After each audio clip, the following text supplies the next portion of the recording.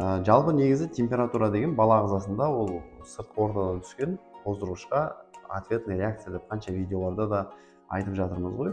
Енді осы кезекте егер баланың организміне вирус немесе бактерия түссе, міндетті түрде температура көтеріледі. Температураның негізгі біз 3 түрін анықтап айтамыз. Оның біріншісі субфибрильді, фибрильді және гипотермия деп бөлеміз. Субфибрильді дегеніміз бізде 37 мен 38-дің арасындағы, яғни 37-9-дің арасындағы субфибрильді температура. Қалыпты жағдайда бұл субфибрильді температураны түсірудің қажеті жоқ. Егер баланың көңіл-күйі тұрақты болса, тамақ жеуі, су ішуі, ойнауы бәрі тұрақты болып жүрсе, ол кезде 38-ге дейін біз температураны түсірмейміз. Егер бала әлсіреп, ұйқышыл болып, ойынға зауқысы болмай, сізбен сөйлескенде контактіге түспей, сізге ойнап, шықылықтап, күліп жататын жасқа дейінгі бала мүлдем ондай контактқа сізбен түспейтін болса, міндетті түрде бұл температураны түсіргеніміз дұрыс. Себебі баланың организмі ол температураны көтере алмай жатыр. Енді екіншісі фибрильный температура дедік, 38-ден жоғары температура, бізде 39 градусқа дейін. Бұл жағдайда міндетті түрде баланың температурасын түсіріп отыру керек. Өйткені қарапайым вирус бактериялар бізде 37-5-37-8 градусқа төзімсіз да, ал 38 градуста оларға қолайлы жағдай болып есептелінеді.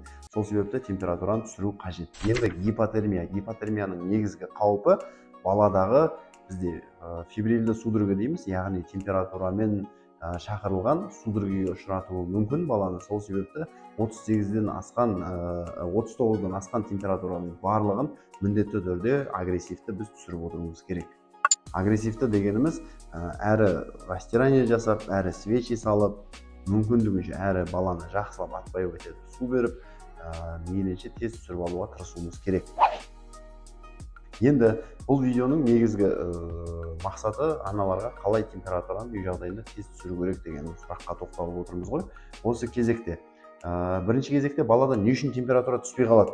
Осы сұраққа бірінші жауап беріп кетейік. Өйткені көп ананың сұрағы балада жарапанжойшы бердім, свеча бердім, баланың температурасы дұрыс түспей жатыр, немесе түседі да, тіпті жарты сағаттан кейін, 40 минуттан кейін қайтадан көтеріліп 39-ға барып қалады.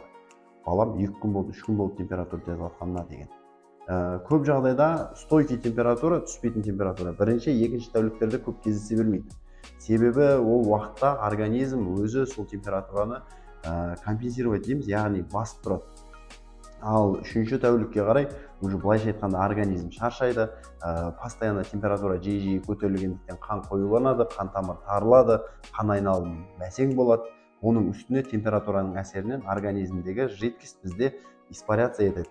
Дененің бүкіл мына клетканың барлығымен бізде былайша айтқанда шайнек қайнаған кезде ішіндегі су таусылады ғой, дәл сол сияқты дене ысығаннан кейін организмдегі су таусыла бастайды. Осы сәтте бізде жиі көтерілетін температура және жарапанжающий, яғни дене қызуын түсіретін свечи, жаңағы ибуфен секілді суспензияларға түсуі қиын бола бастайды. Бұл дегеніміз баланың организміне су жетіспей жатыр. Соның әсерінен температура түсуі қиын болады. Енді егер сіздің балаңызда осылай жиі көтеріліп кететін температура және температура түсіретін препараттарға түсуі қиын болып жатса, міндетті түрде баланы тоқтатпай су беріп отыру керек. Балаға қажетті суды қамтамасыз етеміз. Оны қалай есептейміз? 10 килограммға дейін балаға орташа есеппен тәуліктік қажеттілігі 100 мл әр килограммна. Яғни 10 килограммдық бала тәулігіне 1 литр су ішу керек.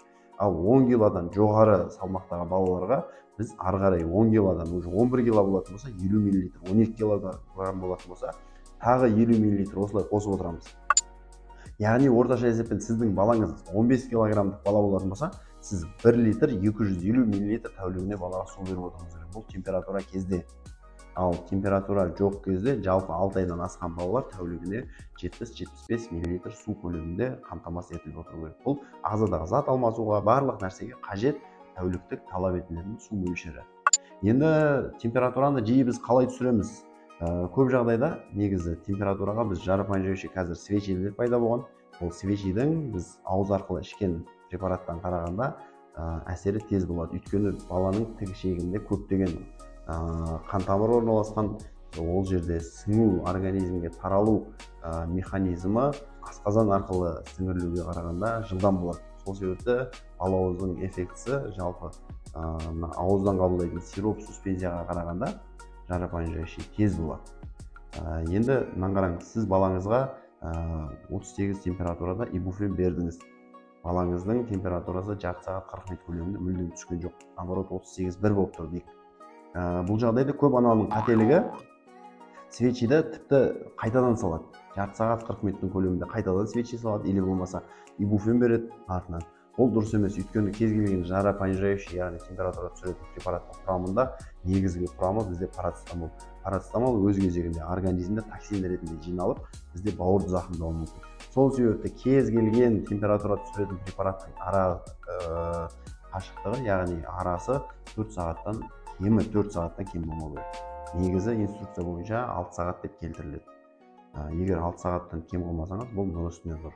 Егер болмаған жағдайда 4 сағат сайын берсеңіз болады. Екінші кезекте сіз мысалға бердіңіз, жарты сағат көлемінде температура түскен жоқ, не істейміз?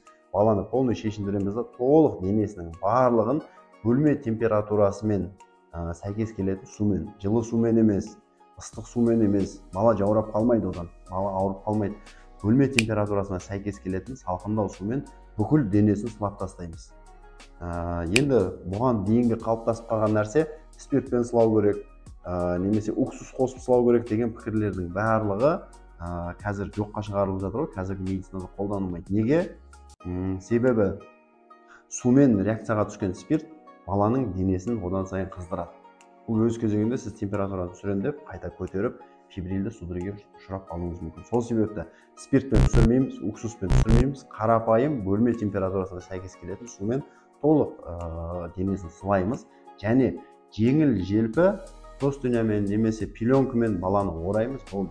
Қатты, өйткені жоғары температурада 38,5-те, 38,8-де балада қалтырау болуы мүмкін, озноб деп айтамыз. Неге?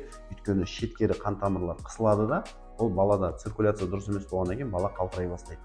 И адамдар бала жаурап жатыр дейді да, көрпемен орап тастайды, одеялмен орап тастайды, баланы терлетуге тырысады. Бұл дұрыс емес. Тек растирание істейміз, пеленкамен ораймыз и балаға шприцпен аузына су тамызып отырамыз. Осы кезде сіз үш эффектін жасап жатсыз да. Біріншіден сіз свечи сап қойдыңыз, ол организмге сіңіріліп жатыр, температура түсіруге әрекетін жасап жатыр. Екіншіден сіз растирание жасадыңыз, ол өз кезегінде көмегін беріп жатыр. Үшінші кезекте сіз атпайып айтып баланы сумен түсіріп жатырсыз. Егер бұл үш әрекетке де түспеген жағдайда біз литический смесь қолданамыз.